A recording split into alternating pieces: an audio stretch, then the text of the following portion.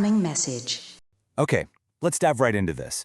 Welcome to today's Explainer, where we're basically putting on our investigative journalist hats to look at what amounts to a missing persons investigation. But here's the catch. We aren't looking for someone who is physically lost. We're looking for a person who is entirely missing from official legal records. You know, the Epstein case was supposed to expose this massive shadowy network. It was supposed to be this huge triumph of accountability. But instead, it exposed something far more disturbing, a legal system with seemingly completely uneven rules. Today, we're tracking the missing accountability in this case by zooming in on one specific glaring anomaly, Nadia Marcinko. And we're asking the gritty, skeptical question that mainstream narratives just seem to skip right over. Why, exactly, was she completely erased from the machinery of justice? The contrast here is a literal gut punch. You have Ghislaine Maxwell, who faced a highly publicized trial, was convicted, and was handed a massive 20-year prison sentence. And she wasn't alone, right? Dozens of accomplices in this sprawling network got prison time or at the very least faced some severe legal scrutiny. But then you look at Nadia Marcinko. 0 charges. Absolutely nothing. This juxtaposition immediately establishes the core anomaly we're dissecting today. We are looking at a glaring, undeniable example of systemic inequality. Why does one woman get the full, crushing weight of the federal justice system thrown at her, while the other completely disappears from the radar?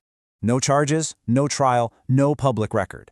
When you step back and look at the sprawling web of connections in this case, the legal dragnet caught dozens of high-profile associates. Yet for her, the public record is a complete blank. And let's be real, this isn't just some clerical oversight. When you have a network that's been this thoroughly investigated, a complete and total absence of a legal footprint, that requires immense institutional power. It really tells us that this explainer isn't just about what happened, it's about who gets protected and why. Let's move on to our first main section, 7 years of access, the operational power. Now you might be thinking, okay, maybe the silence makes sense if she was just some fringe character or a one-time acquaintance, right? But no. Her proximity to the center of power was absolute. She spent 7 continuous years with full-time access to his homes, the daily schedule, and his high-profile associates. She traveled the globe with him. Actually, when you think about it, Maxwell was in many ways an occasional accomplice compared to the day-to-day operational integration of Marcinko. The official narrative loves to paint Maxwell as the ultimate insider, but the raw data proves Marcinko was just as embedded, if not more so, on a daily logistical level. Her actual official title on specific private aircraft flight logs was assistant pilot. And no, this wasn't some kind of honorary perk. It was a highly documented duty that establishes a continuous, undeniable operational presence on the exact flights that are central to this entire criminal enterprise. The stark contradiction here is just maddening. We have cold, hard flight documents proving her continuous presence, and they're completely at odds with the deafening media silence and the prosecutorial apathy regarding her involvement. Which brings us to the next section, the missing paper trail. So here's the crucial point. That level of documented access we just talked about, that should automatically generate a massive legal footprint, period. We're talking criminal indictments, witness testimonies, prosecutor pursuits, public court records in literally any high-profile network investigation. Whether it's organized crime, corporate fraud, or a sprawling trafficking ring, these items are the absolute standard. They're the basic building blocks of accountability.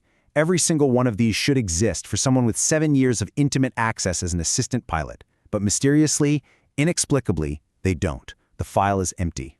Let's map this out chronologically to really put it into perspective. In 2019, Epstein is arrested, right? The dominoes start falling. By 2021, Maxwell is convicted, which pretty much represents the peak of the prosecutorial effort. But from 2019 all the way to 2026, Marcinko's legal record remains a complete flatline. You can clearly see how the legal dragnet caught the major players and accomplices at key trial milestones, while she remains entirely untouched. The contrast between her career timeline and Maxwell's sentencing timeline couldn't be more extreme. The official narrative simply cannot explain this. And honestly, if you're feeling a deep sense of public frustration right now, you absolutely should be. The idea that Maxwell went to prison for 20 years while a full-time primary operational partner just vanishes without a trace, it completely shatters the illusion of equal justice. It breeds intense public distrust when major figures can avoid official legal scrutiny so completely. The math simply does not add up. Let's break this down further in our next section, 3 theories of protection. Let's see how this builds our understanding of how high-level legal secrecy actually operates behind closed doors. Because if the official narrative is broken, we need to look at the specific legal possibilities for her disappearance. Really, there are only 3 theories of protection here. Step 1. The prosecutors knew she was a victim and chose to protect her out of compassion. Step 2. She cooperated with investigators as an informant and was protected as part of some confidential deal. Or Step 3. She was actively shielded by someone higher up. We have to apply standard legal logic here to test these theories against the harsh reality of the justice system. And this brilliantly illustrates why those first 2 theories completely fall apart the second you scrutinize them. In major federal cases, victims are fiercely pursued as key witnesses to secure convictions, but Mark & Co. never testified. And even if she had some sweetheart informant deal, those deals always leave a public legal mechanism. You'd see a sealed docket, reduced sentencing agreements, something, anything on the books. Neither standard legal reality fits this absolute void. Which squarely isolates theory number 3. By simple process of elimination, this is literally the only logical remaining answer. She wasn't hidden out of compassion, and she wasn't part of a standard informant mechanism. Someone ensured she would never be touched, never be charged, and never be questioned. Someone with the immense power to halt the machinery of justice right in its tracks shielded her from the fallout. Moving to our final section, the 2026 resurgence. Now this brings us to a critical, wild update in our investigation.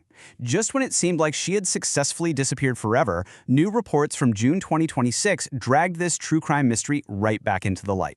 Now, the details are admittedly vague. We're talking unnamed locations, unclear photographs, and a constantly shifting media narrative. But beneath all that ambiguity, one undeniable fact remains. She is still mobile, still alive, and still potentially discoverable. She isn't a ghost. She's a person walking around in the world today. And the absolute silence surrounding these recent public sightings, it's just as loud as those missing court documents. She's a mystery because someone made sure the machinery of justice would never touch her. That right there, that is the core takeaway of this entire explainer. The Epstein case promised the grand exposure of a network, but what it actually proved is that some people in that network are granted total, institutional immunity. This protection, this unbelievable ability to just erase a 7-year operational partner from the legal record, that is the real conspiracy of this case. Which leaves us with this genuinely chilling final thought. If she didn't disappear through standard legal channels, and we know she is still out there, the ultimate question isn't just what she did. The question is, who is keeping her safe, and from whom? What kind of information does she hold that warranted this completely unprecedented level of protection? It's a true crime mystery that absolutely demands accountability. And honestly, until we get real answers, the integrity of this entire investigation remains compromised. Thanks for joining me on this deep dive today, and keep questioning the official record. Come to me, chickens, cock-a-doodle-doo!